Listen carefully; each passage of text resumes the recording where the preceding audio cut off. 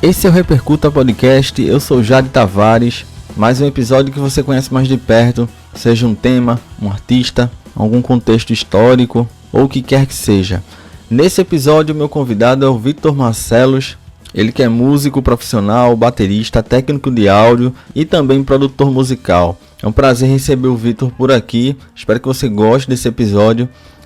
Tenho até que destacar como é que conheci o Vitor. A depender de quando você estiver ouvindo esse episódio, isso já aconteceu, que eu vou contar agora. Eu estou preparando um episódio sobre a história das baterias Pinguim, e aí nas pesquisas, se você estiver num futuro muito distante ouvindo esse episódio, você vai saber que o episódio sobre a Pinguim já saiu, com a participação também do Vitor. Mas nas pesquisas, fazendo contatos com pessoas ligadas à marca, ligadas a história das baterias Pinguim de alguma forma, eu cheguei até o Vitor e foi muito massa. Ele contribuiu de forma muito especial com o episódio. Agradeço mais uma vez também aqui ao aceite do convite por parte do Vitor. E aí também surgiu a ideia da gente gravar esse episódio falando um pouco da trajetória pessoal do Vitor Marcellos. Ele, além de tudo isso que eu já falei, ele também coleciona baterias vintage.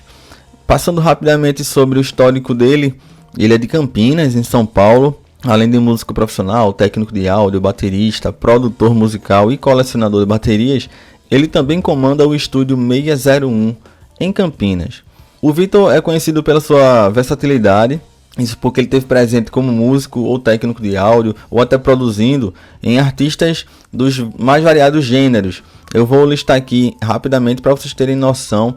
O Vitor já trabalhou com Thiago do Espírito Santo, Fernando Rosa, Elizabeth Viana, o Márcio Maresia, Kid Vinil, a banda Placa Luminosa, Albano Salles, Edu Amaral, Ricardo Cury, a lenda Ayrton Moreira, para ficar entre esses. Mas tem vários outros artistas ou bandas aos quais o Vitor colaborou, seja tocando, gravando, produzindo ou até mesmo trabalhando nos shows. Fora dos palcos, ele fez uma ponta no filme Somos Tão Jovens, que retrata a história de Renato Russo. No filme ele interpreta o baterista da banda Plebe Rude. Ele gravou também diversas trilhas para teatro, para desenhos animados também. E é um pouco sobre isso que a gente vai conversar aqui nesse episódio do Repercuta Podcast. E é claro, eu não posso deixar passar que foi o conteúdo ao qual eu maratonei, ouvi bastante e já está nas minhas playlists algumas das músicas do Vitor. Eu tô falando isso porque ele tem 2 álbuns solo. Em 2009 ele lançou o instrumental Leitmotiv e em 2015 o seu segundo álbum ganhou o mundo, que é o CD Roots of Groove. Nessa conversa o Vitor também fala sobre a turnê canadense que ele participou acompanhando o bluesman Felipe Prado. E além disso, é claro, como você que acompanha aqui o Repercuta, você que faz parte dessa comunidade, você sabe do que eu sempre curto trazer, que são histórias interessantes, específicas, as quais o Vitor passou. Ele fala um pouco também do set de bateria dele e também sobre suas referências na música. Então vamos para esse bate-papo com o Vitor Marcellos aqui no Repercuta Podcast. Seja muito bem-vindo, muito bem-vinda.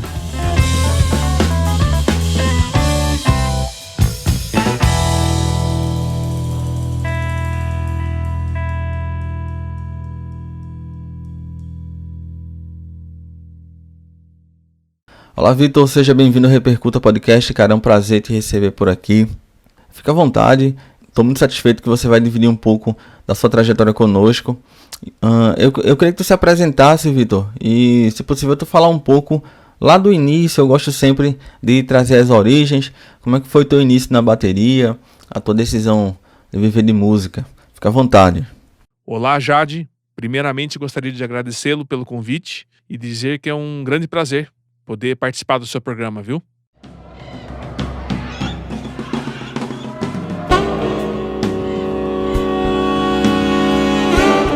É uma longa história, mas basicamente o que eu posso dizer é que eu sou de uma família de músicos profissionais.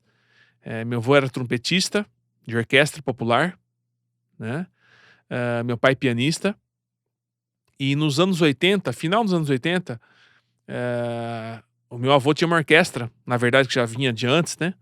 Mas isso foi no ano de 88, mais ou menos, 87, 88. Uma orquestra que ensaiava onde é o estúdio 601 hoje, onde é o meu estúdio. E eram 20 e poucos músicos ensaiando todo sábado aqui na minha casa, né? E ele comprou uma bateria da orquestra, uma bateria bem simples, mas é uma bateria que ficava aqui na minha casa, né? E eu sempre acompanhava os ensaios e ficava sempre de olho no baterista. Era o instrumento que mais me chamava atenção, né? E quando a orquestra acabou, no final dos anos 80, deve ter sido em 89, alguma coisa assim, a bateria continuou aqui na minha casa. E daí o meu irmão mais velho, Jorge, que já era estudante de piano, erudito, mas que gostava pra caramba de bateria também, me dava umas dicas, meu pai também me dava umas dicas, tudo de forma muito ainda empírica, né? E quando foi em 1991, eu comecei a estudar realmente com um professor particular. Na época, o Brazinha, um baterista das antigas aqui de Campinas, bem conhecido. E como meu pai já era músico profissional, eu acompanhava de perto o que era esse ambiente de trabalho, de ensaios, de apresentações, eventos, né? E eu ia vê-lo tocar algumas vezes e até ajudá-lo, né? Eu ia até os locais, ajudava a montar equipamento e tal. Então, assim, eu fiquei muito perto desde sempre desse cenário aí, né? E logo eu decidi que eu queria ser baterista profissional, né?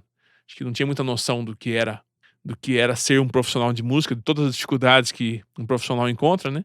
Mas eu decidi sim, logo cedo, que eu queria ser profissional e comecei em 95 como baterista profissional aqui do The Roy Palm Plaza. Boa. Vitor, tu pode falar sobre o teu estilo? Eu falo na questão de tocabilidade, bateristas que são referências para você, que te inspiraram, né, de certa forma, e que com certeza tu deve carregar contigo na tua identidade estilos desses bateristas. Eu quero que você fale um pouco sobre isso.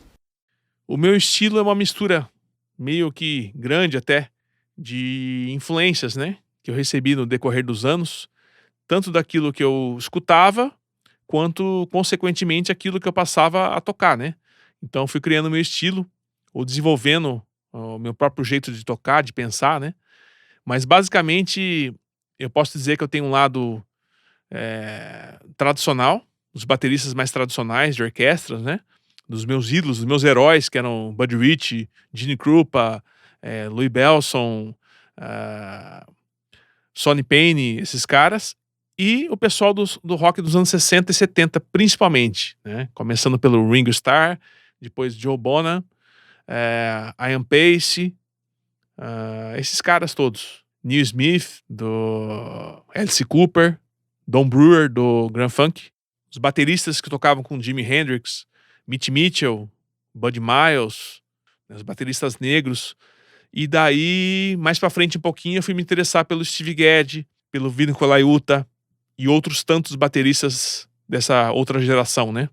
A ideia do Estúdio 601, Vitor, como é que surgiu? Como é que tu colocou em prática? Quais foram os desafios, as dificuldades? Como é que foi o teu estalo criativo para montar o estúdio?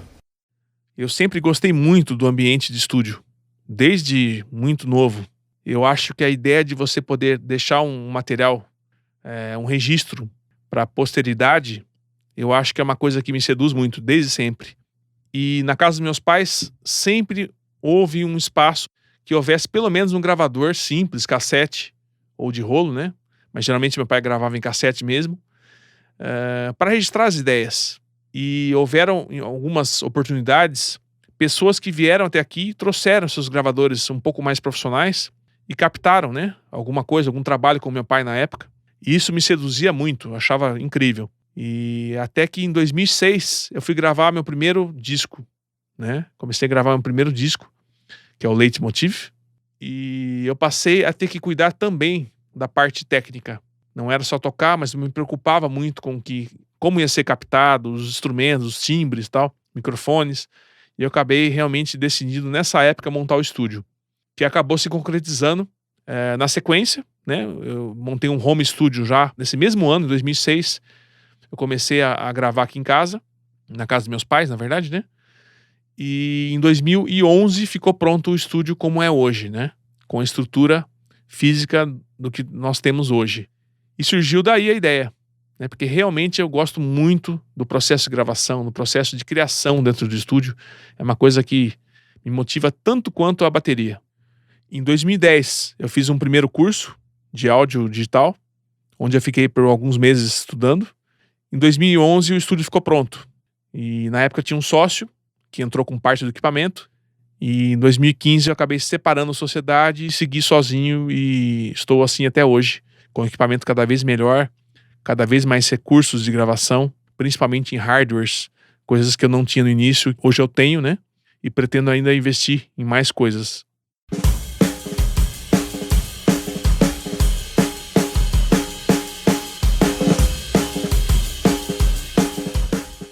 No 601, Vitor, eu fiquei curioso em saber como é que é o teu método de trabalho por aí. Se tu tem alguma história interessante no contexto do estúdio, em gravações. E, claro, te perguntar se tu costuma dar alguma atenção especial para a bateria. Eu acredito que, como em qualquer estúdio de áudio profissional que está no mercado hoje em dia, nós temos que trabalhar de forma consciente e entender que cada projeto depende de um approach diferente, depende de uma abordagem diferente. Não existe uma fórmula pronta, uma receita de bolo, mas em várias situações comerciais a gente tem que trabalhar de forma rápida, entregar o material num curto prazo, mas existem as produções onde a gente tem espaço para poder criar, para poder pensar de forma mais conceitual, não pensando só no áudio como uma forma de captar o que o cliente está fazendo, pura e simplesmente, mas contribuir de forma artística para o que está sendo feito. Contribuir e transformando o ato de gravar, mixar, editar, realmente numa etapa artística, né? Uma etapa de criação, uma etapa a mais de criação, participando muitas vezes até da composição do projeto. Então acho que é mais ou menos por aí que eu penso.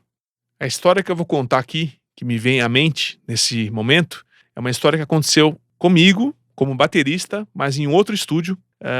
Eu fui gravar no estúdio do meu grande amigo Guilherme, né? É o estúdio do Sapo aqui em Valinhos, cidade próxima, um estúdio bem tradicional, antigo. E teve uma situação que eu ia gravar uma faixa para o Edu Amaral, só que sofonista do Placa Luminosa. Eu levei umas 2 ou 3 caixas minhas, na ideia de escolher uma delas para efetuar a gravação. E no momento que a gente começou a escolher, eu tocava em uma, tocava em outra, e não chegava no som que a gente queria. Num determinado momento, o Guilherme virou para mim e falou: experimenta aquela caixa lá que tá no canto. Eu falei, tá bom.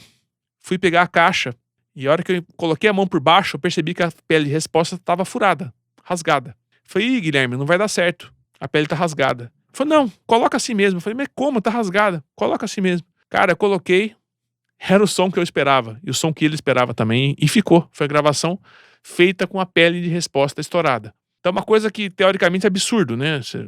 Uma situação absurda. Ninguém ia prever que das 4 caixas, a escolhida ia ser uma caixa que estava com a pele estourada. Mas para a proposta, foi o que melhor funcionou. Então, por essas e muitas outras situações nas quais eu passei, momentos curiosos assim, né? É que eu penso que em estúdio tudo pode acontecer. Você tem que estar sempre com a mente aberta para receber essas alterações, essas modificações, sugestões, porque isso acontece. Às vezes você vem com uma fórmula pronta e não é nada do que acontece.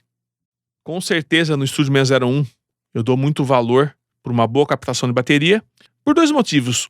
Um, que eu gosto muito, por ser baterista, acaba dando uma atenção especial. E em segundo lugar, porque eu acho muito importante a captação de bateria. Eu acho que toda boa produção começa com uma boa captação de bateria, né? Não só a captação, mas o play, né? A tocada tem que ser muito boa para começar um disco. Enquanto você não acha um som de bateria, eu acho que você não tem nada numa gravação, né? Principalmente uma gravação num contexto de rock, de pop, de banda, com guitarra, baixo, bateria, teclado.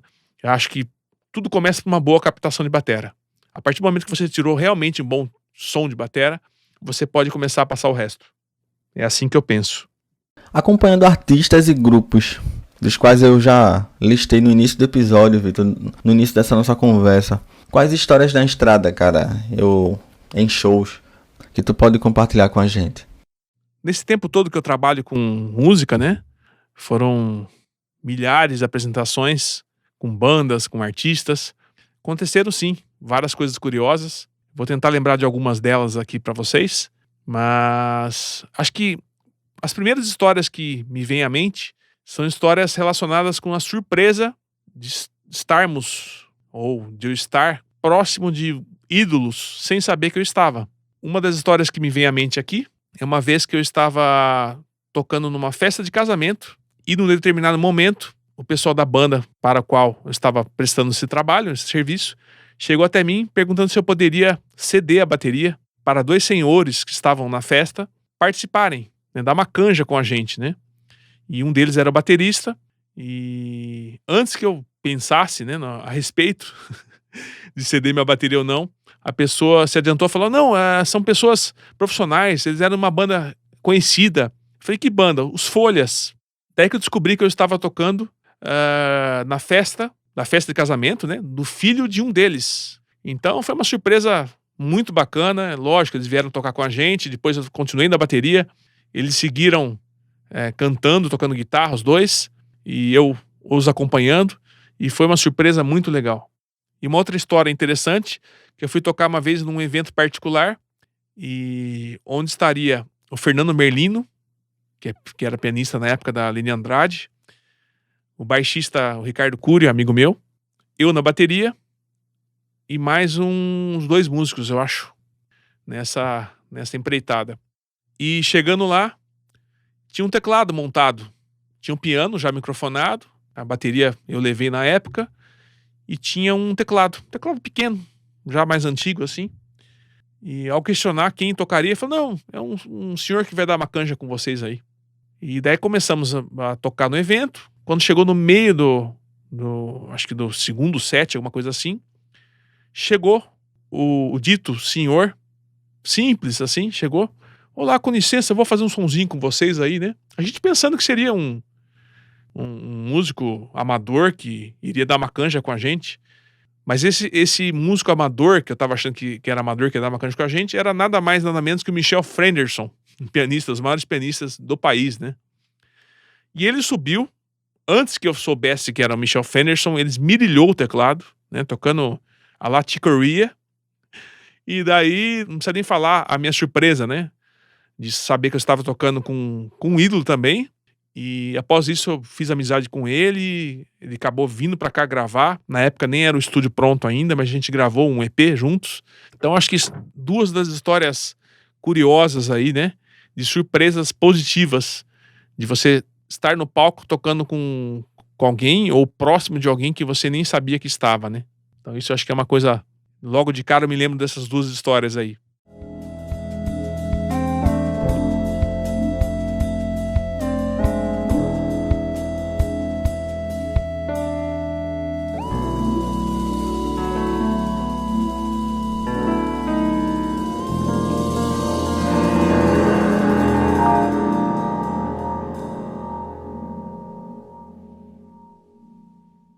Vitor, tu também tem experiência como técnico de áudio, né? E como produtor. Te perguntar como é que essas áreas contribuíram para a tua carreira. Inclusive, eu falo na questão da carreira como baterista mesmo, né? Eu acho que dessa forma tu consegue potencializar, aproveitar da melhor forma tudo que tu tá fazendo na bateria, inclusive, né? Eu acho que, na verdade, a experiência que eu tive como músico, estando dentro de uma casa de músicos profissionais, né, eu acho que me ajudou posteriormente na carreira de produtor musical. E lógico que depois a carreira como produtor dentro do estúdio passou a ajudar também na parte baterística, vamos falar assim, né? Na parte das bandas, de poder contribuir com algo mais na estrada, né?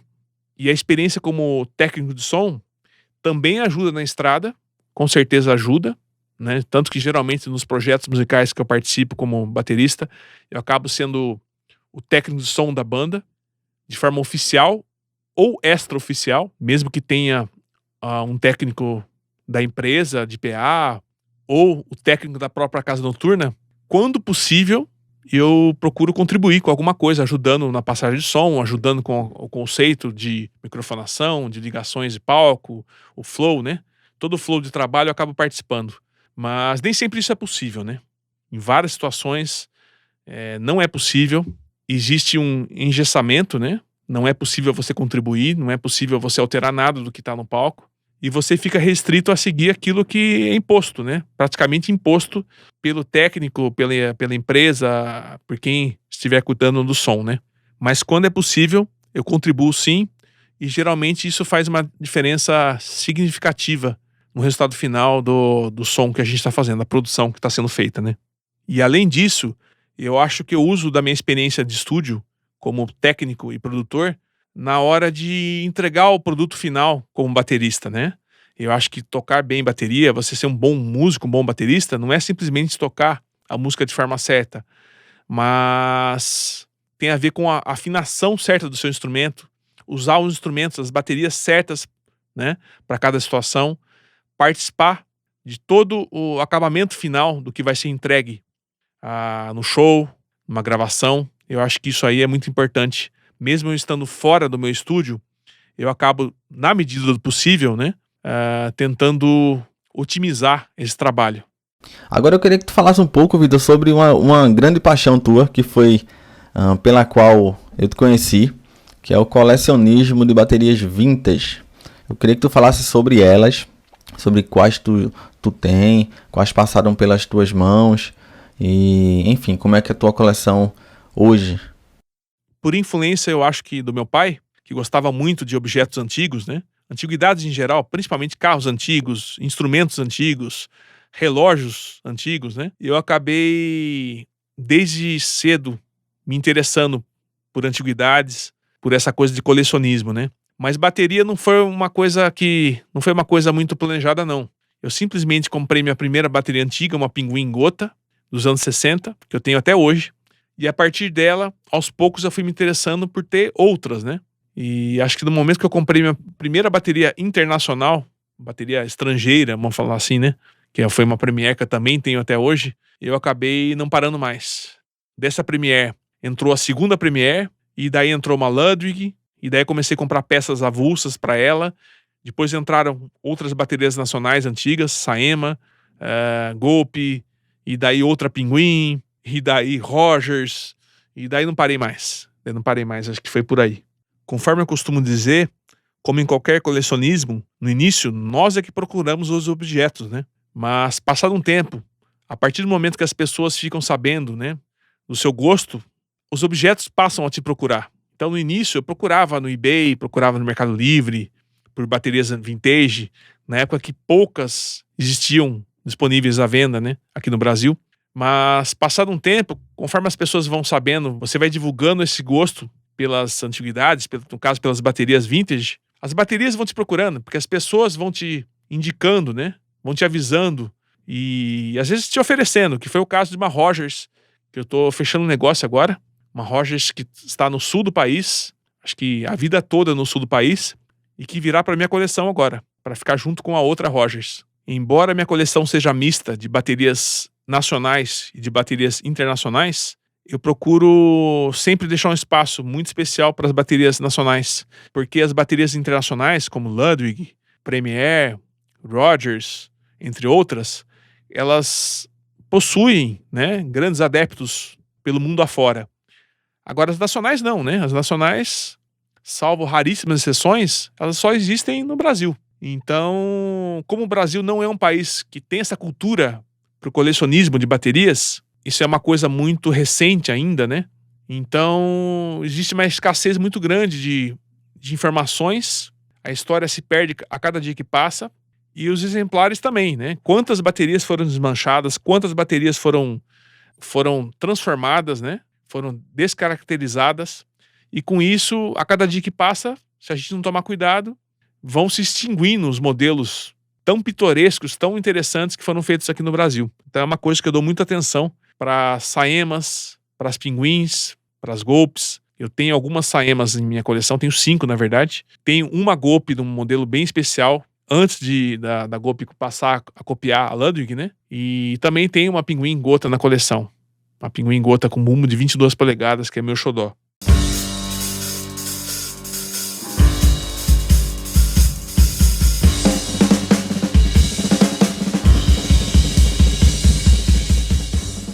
Sobre o teu set, Vitor, o que é que tu curte usar? Eu queria que tu dividisse isso com a nossa comunidade aqui do Repercuta. O que é que tu curte usar de dimensões de tambores, tipos de pratos, baquetas? Como é que é a configuração do Vitor Marcellos na bateria? Como eu trabalho com projetos de diferentes estilos, desde projetos com influências mais jazzísticas, bossa nova, MPB, até projetos mais pro rock and roll, pro groove, né, rock anos 60, 70, com essa linguagem, mais hard rock também, dependendo do projeto que eu participo, e também o blues, que é muito forte na minha vida, né? Eu tenho uma banda de blues, inclusive, que chama Boogie and Blues. Depende muito, mas basicamente a minha paixão são as baterias vintage, né? A grande maioria das minhas baterias são de concepção mais antiga, geralmente com bumbo de 20 polegadas para cima. Quando é uma coisa um pouco mais pesada, eu uso 22 polegadas. Quando é coisa mais leve, quero um som mais definido de bumbo, mais kick, de repente um de 20 polegadas me atende bem. E os 24 polegadas são minha grande paixão, né? Algumas das minhas caixas preferidas são a Supraphonic, 14 por 6,5, que era a caixa do Bonham, né? Que o Bonham usava. Gosto muito, muito, muito da Acrolite, também 14 por 5, da Ludwig. Tem uma Rogers Dynasonic 14 por 5, também fantástica, muito legal. Tem uma caixa feita agora pelo grande luthier Emanuel Valverde, 14 por 6,5, também uma caixa fantástica, muito legal, para várias situações funciona muito bem. Uma Pearl também, uma Pearl Brass Sensitone, 14 por 6,5 também, que funciona muito, muito bem. A grande maioria das caixas que eu uso em estúdio acabam sendo caixas mais altas, né? Lógico que sempre tem exceção, mas de uma forma geral, para gravação, principalmente, eu prefiro as caixas mais altas. As peles, isso varia bastante, mas se eu tivesse que escolher uma pele para usar para todo sempre, seriam as Imperial Coated, né, nos tambores. Na caixa, quando é caixa metálica, eu gosto de Imperial também. Quando é caixa de madeira, geralmente é Ambassador. E do bumbo, Power Stroke 3 Coated. Essa pele, para mim, é uma das melhores peles do universo. Eu acho que funciona muito bem. Quanto aos pratos, eu já tive bastante coisa de Zildjian. Já tive alguns sets com pratos Zildjian, principalmente condução e chimbal. Mas de uns anos para cá, eu tenho usado mais os pratos turcos. Eu tenho 2 sets, na verdade. Um set Istambul, praticamente completo, com exceção do chimbal. Istambul é tradicional. E tenho também um set Bósforos, do Stantomur, né, série assinada por ele, que é aquele Bósforos vermelho, muito legal, com prato de 22 polegadas, crash de 18, 16, chimbal de 14. E estou formando, ainda falta alguns pratos, mas um set mais rock anos 70, que é um set 2002, com chimbal Sound Edge de 15, um crash de 20. Tem um ride também, que eu uso bastante, que é um ride Pace 1000, uma série descontinuada há muito tempo, né? Que nem era uma série top linha, mas que me dá um som bem bacana, mas que eu pretendo nesse set acrescentar mais alguns pratos aí da Pace 2002. Mas basicamente são esses 3 sets que eu tenho de pratos. Baquetas, eu uso algumas diferentes marcas, mas basicamente eu gosto de 5A, né, em situações normais, e 5B quando eu quero uma coisa mais pesada. Quando eu quero tirar um som mais encorpado, com mais punch, com mais grave, com mais peso, eu uso a 5B. Principalmente quando são menos notas e mais pesadas. Algo que eu não falei no início do episódio, mas que indico para todo mundo, para você que está escutando esse episódio, eu maratonei já, na verdade, o canal do Vitor no YouTube, é o Vintage Drums Brasil, e lá o Vitor, ele compartilha as baterias, produtos, tudo que chega para ele, faz restaurações também, mostra o antes e depois, é muito interessante. E também fala um pouco, é claro, da sonoridade daquele instrumento específico e as referências de época, todo o contexto histórico também. Fala um pouco sobre isso, Vitor. Fala um pouco sobre o canal, como é que tem sido esse tempo, desde 2020 para cá, né? Junto com o Repercuta. O Repercuta também começou em 2020 e, enfim, fala um pouco sobre o canal Vintage Drums Brasil. Então, já há uns 10 anos, ou mais até, que eu me dedico a essa coisa de restaurar baterias, né? Começou como um hobby, pura e simplesmente um hobby, e a coisa foi desenvolvendo de forma que hoje é uma segunda profissão para mim, né? Nesse tempo todo, logo nos primeiros 5 anos, algumas pessoas me cobravam disso. Falavam, por que você não faz um canal no YouTube? Por que você não faz uma página no Face, no Instagram, né? Muita gente me falava. E agora na pandemia resolvi finalmente fazer meu canal, né? Que é o Vintage Drums Brasil. Um canal que começou de forma bem despretensiosa e ainda continua de certa forma, mas que automaticamente com o decorrer do tempo, a gente vai criando forças e vai criando parceiros, né? Vai acumulando um pouco de experiência para ir aos poucos desenvolvendo uma coisa um pouco mais profissional, né? E agora eu recebi a proposta de entrar em parceria com o Ferrugem. O Ferrugem, aquele ator que trabalhou com os Trapalhões na TV brasileira, foi muito popular nos anos 70, 80 e continua trabalhando firme e forte, né, na TV, em filmes e tal. Ele é baterista, né? Um ótimo baterista, por sinal. E ele está começando a participar comigo. A gente fez um primeiro programa que é um podcast e já deixamos mais 2 programinhas prontos de demo de bateria, onde ele participa. Então agora será um parceiro novo do canal. E para mim é quase como uma terapia. Eu não me dedico diariamente ao canal, mas eu procuro pelo menos uma vez por semana postar algum vídeo relevante sobre bateria. A gente fala sobre bastante coisa, desde processo de restauração, a gente faz os episódios, né? Acompanhando o processo de restauração de alguns instrumentos, tanto de minha coleção, quanto instrumentos de clientes, né? Que entram aqui, a gente aproveita para fazer a reportagem. E tem sido um tempo ótimo.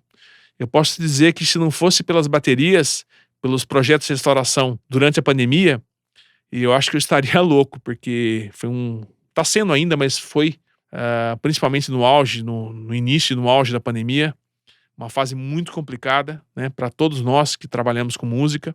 Eu aqui no estúdio eu fui obrigado a parar de trabalhar por um tempo, de forma, em quase sua totalidade, à distância, sem poder receber os clientes aqui, né? E nesses meses complicadíssimos, o que me salvou foram os projetos de restauração. Então foi nessa época que o canal ganhou uma certa força, uma certa relevância, mas continua ainda bem simples, bem humilde. Aos pouquinhos a gente vai evoluindo, vai trazendo conteúdo mais legal e vai ganhando adeptos, né? Vai ganhando inscritos. Eu acho que o importante é que sejam inscritos de forma orgânica e inscritos cativos, né? Pessoas que realmente acompanham, prestigiam o canal e que o canal possa ajudar a incentivar mais e mais pessoas a preservarem suas baterias antigas, a adquirirem, quem não tem, adquirir a sua primeira bateria. E envolve muita coisa, né? Envolve novas amizades, envolvem oportunidades de serviço para muita gente nesse processo todo de restauração. Então é muito legal. Eu acho que é uma coisa muito legal que tem feito muito bem para mim e agora contando com a parceria do Ferrugem também.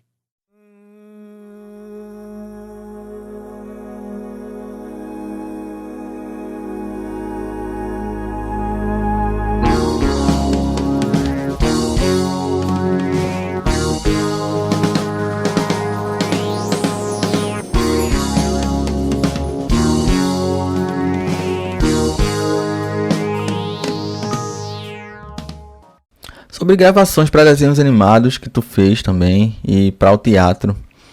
Como é que foi essa experiência para você, Vitor? Porque é uma dinâmica diferente de shows e de gravações de músicas, né, para discos, para álbuns. Eu também passei por isso no teatro também, tocando percussão, e é sempre uma experiência diferente. Fala um pouco sobre isso. Nesses anos todos, trabalhando como baterista profissional, eu tive algumas oportunidades muito legais de trabalhar como, por exemplo, no Somos Tão Jovens, aquele filme da história do Renato Russo. Eu acabei sendo escolhido para tocar no filme de forma verdadeira mesmo. Eu apareço tocando em cena como baterista da Plebe Rude, né? Eu fui chamado pelo Carlos Trilha, que era produtor do Renato Russo, tocou teclado com a Legião Urbana, foi produtor da Marisa Monte, entre muitos outros, né? E ele me chamou para ser o baterista do filme. Foi uma experiência bem bacana. E daí, na sequência, eu fiz alguns projetos, toquei bateria em algumas faixas pro CD do Jacar Elvis, que é um personagem feito por um dos estúdios que trabalharam para Galinha Pintadinha também, tão famosa Galinha Pintadinha. E é uma experiência ótima. Acho que trabalhar com música, ainda mais música que vai ser levada ao cinema ou vai ser levada às crianças, que no caso das animações, né? É uma experiência sempre muito legal. Jade, é interessante lembrar que um dos primeiros trabalhos profissionais que eu fiz como baterista foi ao lado do meu pai, o saudoso pianista Jorge Cury Jr., numa peça musicoteatral, aqui em Campinas, do diretor Abílio Guedes. Era uma peça que misturava música e teatro sobre a história das cantoras de rádio do Brasil. Então eu tive contatos desde sempre, não é uma coisa constante na minha vida, tá? Mas de tempos em tempos eu acabo gravando alguma coisa de bateria para filme, teatro, desenho animado, alguma coisa nessa linha. E é uma experiência bem bacana. E além dos meus projetos solos, eu participei de outros projetos de outros artistas, né? Como Marcel Ziu, Felipe Prado, Beto Kobayashi, João Paulo Martini. Estou participando agora do álbum do meu irmão, que será lançado em breve. Está em processo ainda de finalização, do meu irmão Michel Cury, né, que é pianista. Nesse álbum tem participação de muita gente grande. Ayrton Moreira, Flora Purim, Bob Mintzer, do Yellow Jackets, que trabalhou com Jaco Pastorius, Buddy Rich, Bob Miritello, flautista e saxofonista, que gravou flauta no disco do meu irmão. Esse cara trabalhou nada mais, nada menos que Maynard Ferguson, Dave Brubeck, entre muitos e muitos outros gigantes do jazz. Participaram também Fernando Rosa, baixista, Thiago do Espírito Santo, Cuca Teixeira, Elder Lúcio, Mark Rodrigues de voz, entre outros grandes músicos. Então está sendo um projeto muito legal, muito grandioso, né? Envolvem grandes músicos. Um projeto muito bacana. Vitor, tu também tu participou de uma turnê pelo Canadá, acompanhando o músico Felipe Prado. Eu queria que tu falasse um pouco sobre o dia a dia, quais os contrastes que tu percebeu na própria rotina de shows, em comparação com aqui no Brasil, o que é que tem de diferente por lá, como é que eles trabalham. Tu pode falar um pouco sobre isso? Então, esse álbum de 2017, do Felipe Prado, foi um álbum muito prazeroso de fazer. Eu participei como baterista e como produtor, né? Foi inteiro gravado, mixado, masterizado aqui no Estúdio 601. E depois de terminar o álbum, surgiu uma oportunidade de a gente levá-lo para o Canadá. Então a gente fez o lançamento lá, passamos por 4 cidades, 5 lugares diferentes: Mississauga, Georgetown, Toronto e London. Foram essas 4 cidades que a gente tocou, né? Então foi muito legal, foi uma experiência muito interessante. Tocamos praticamente todos os dias que nós estivemos lá, né? Acho que a gente chegou no dia seguinte já tinha apresentação, alguma coisa assim. E assim foi, dia a dia, saindo de uma cidade para outra. Nós estávamos acompanhados de um brasileiro que morava lá, né? Que nos deu suporte. E com uma caminhonete, cabine dupla, a gente guardava as coisas na caçamba atrás, coberto. Todo equipamento locado no próprio Canadá, a gente locava o equipamento, não levamos quase nada de fora. Tudo era locado lá. E íamos de uma cidade para outra trabalhando. Aquela loucura, né? Aquela loucura de tocar numa casa noturna, desmontar as coisas, preparar para outro dia acordar, já pegar novamente o equipamento e levar para a próxima. E foi muito bom, foi uma experiência muito boa. E acho que 2 coisas muito marcantes aconteceram. 2 fatos muito marcantes. O primeiro deles é que qualquer lugar que você vai tocar, eles têm um equipamento muito bom. Você pode ir no lugar mais simples que for, vai ter equipamento muito bom te esperando, né? E caso não tenha equipamento, eles exigem que você leve o equipamento. Então não tem essa de chegar num bar, porque o bar não é muito grande, e você montar o som, montar a bateria e sair tocando. Não, você tem que microfonar. A bateria tem que ser toda microfonada, né? Você tem que ter um kit de microfones. Se o bar não tiver, isso já é especificado, isso já é conversado previamente para você levar um kit de microfones, né? Então isso é uma coisa, eu acho que muito legal, muito interessante. E outro fato interessante é a questão da segurança, né? Então a gente saía de uma casa noturna para outra, de madrugada, parava na beira da estrada para comer um hambúrguer e não estava nem aí, não se preocupava com roubo, com assalto, com nada, né? A segurança faz o trabalho ficar muito mais interessante, né? Fica muito mais tranquilo de você poder trabalhar na noite. E foi uma experiência ótima.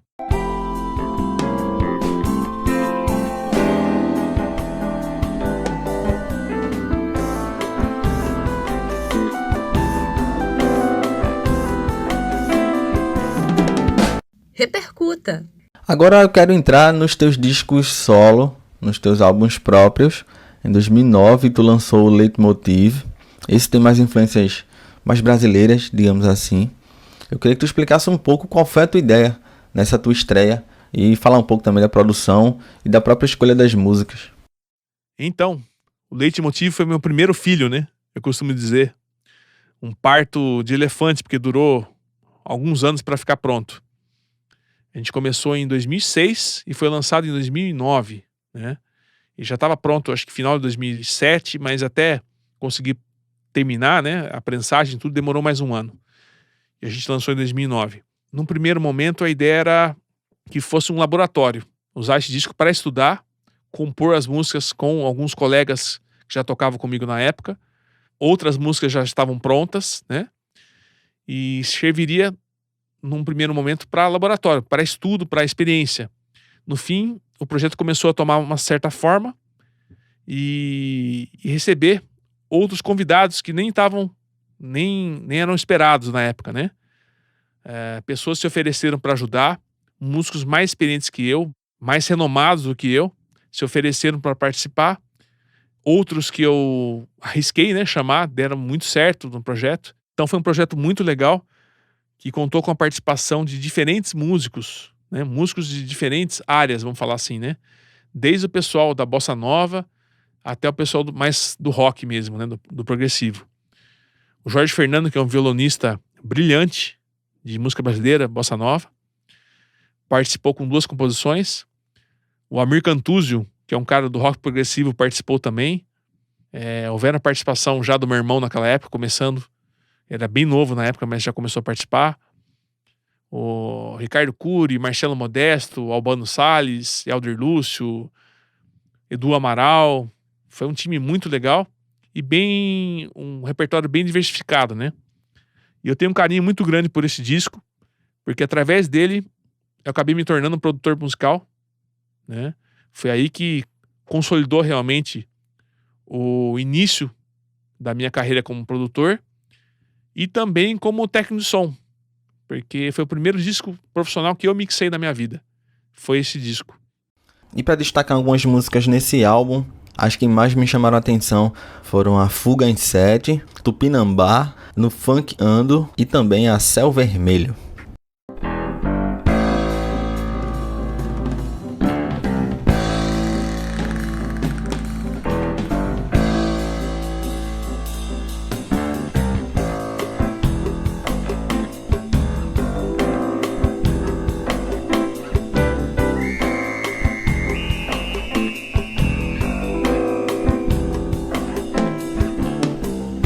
Em 2015 é o ano de Roots of Groove.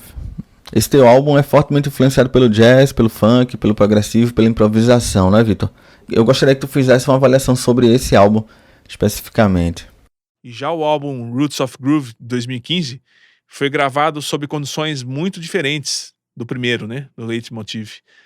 Porque eu estava vivendo uma outra vida já, um outro momento da minha vida e também um momento musical diferente, né? O estúdio 601 já estava pronto naquela época, já tinha ficado pronto, então o álbum foi todinho produzido aqui. Teve uma produção mais redonda, menos custo de produção e também mais focado, né? Acho que como todo primeiro álbum, o Leitmotiv é um álbum bem misto, né? É uma salada de frutas, assim. E já o Roots of Groove é um álbum dedicado, como o nome já diz, ao groove, né? Ao groove dos anos 60, 70, uma fortíssima influência dessa pegada, né?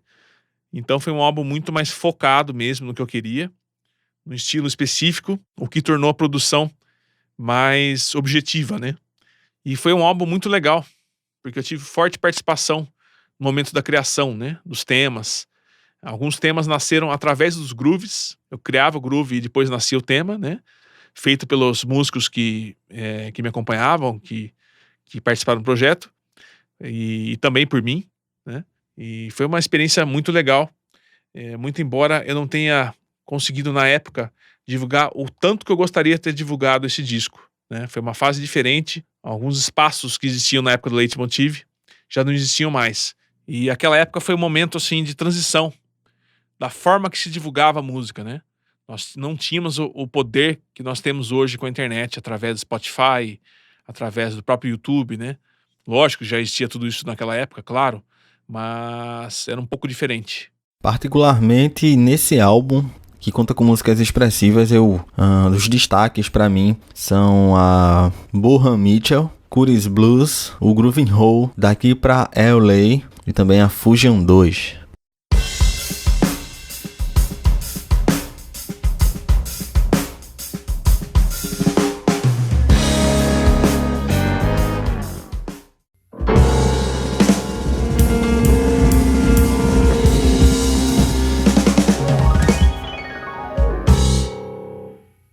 tem 30 anos de atividade.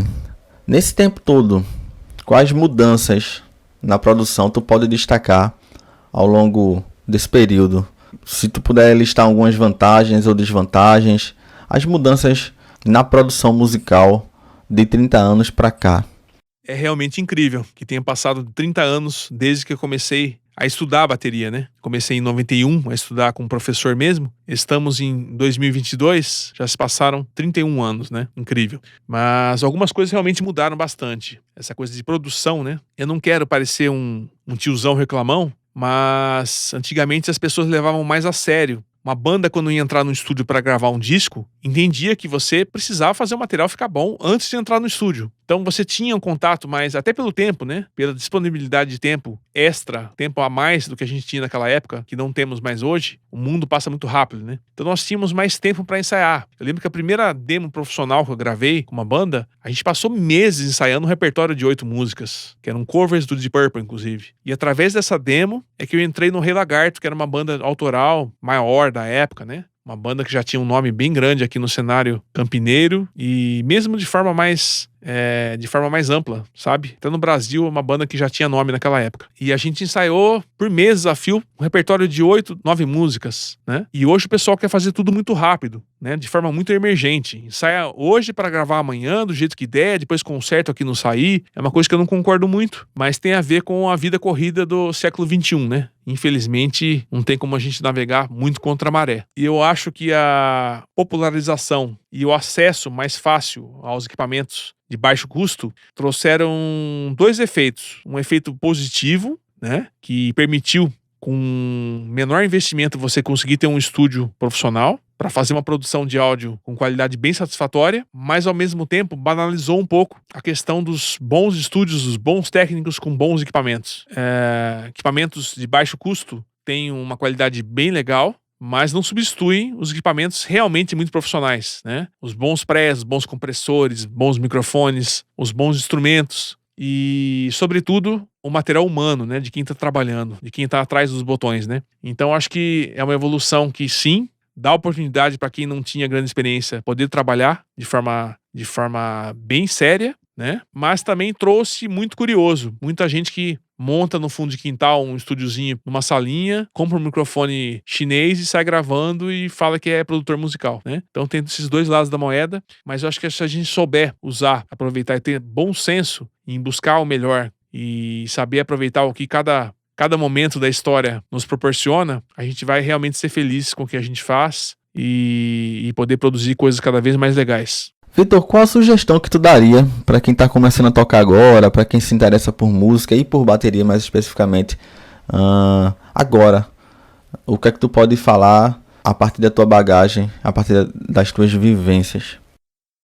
A sugestão que eu dou é procurar ter mente aberta, ouvidos abertos e bom senso para tentar trabalhar de forma mais consciente possível dentro de cada projeto que você for fazer. E trabalhar sempre com paixão, não só pelo dinheiro, não só pelo prazo de entregar logo, de fazer rápido, e sim se preocupar com cada projeto. Eu sempre acreditei que cada projeto tem um conceito diferente, cada projeto pede recursos diferentes, né?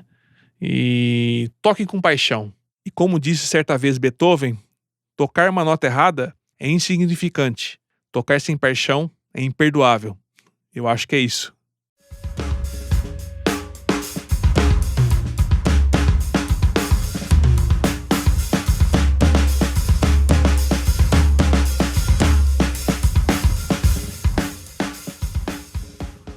Esse é Vitor Marcelos, aqui no Repercuta Podcast. Vitor, eu queria te agradecer por aceitar o convite, pela tua disponibilidade, generosidade também em dividir o teu conhecimento. Esse episódio do Repercuta fica aqui para a posteridade, o registro, e é muito gratificante ter você aqui no meu casting de episódios aqui no Repercuta Podcast. Fica esse espaço para um último recado, para tu deixar os teus contatos. E aproveita também para falar sobre os teus planos futuros. Jade, eu que te agradeço imensamente pelo convite, por essa oportunidade maravilhosa de poder falar um pouco sobre o meu trabalho e também divulgar, né? Gostaria de divulgar aqui os próximos projetos, as coisas que estão acontecendo agora no estúdio.